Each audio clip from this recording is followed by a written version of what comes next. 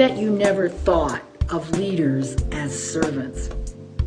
But you know, in the old days, in our indigenous form of leadership, leadership was not about power or position or money or influence. It was about serving people.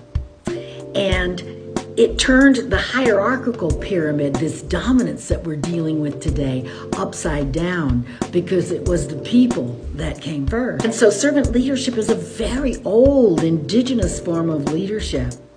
You know, the great leader would bring people together and they would sit in a circle and they would talk about an issue, but the leader would listen and would be the weaver that would weave together the collective wisdom of the people.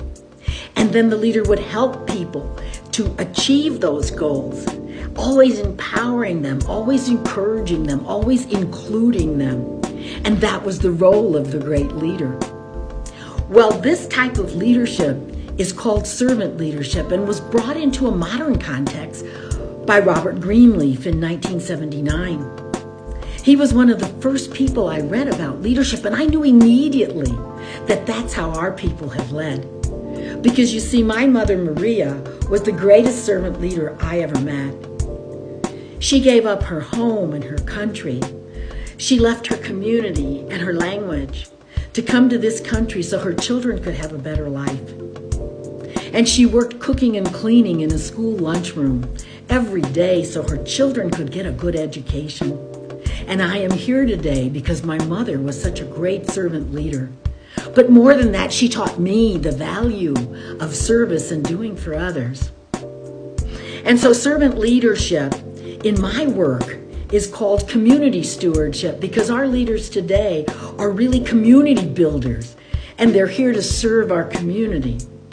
Just like you at your work or whatever you do, you're there to serve people to make sure they have what they need in order to be successful. So today I hope you will reflect on the many people that made you who you are, who served you, who saw the potential in what you could be, and move that forward into your life, in your work, in your family, and in your community.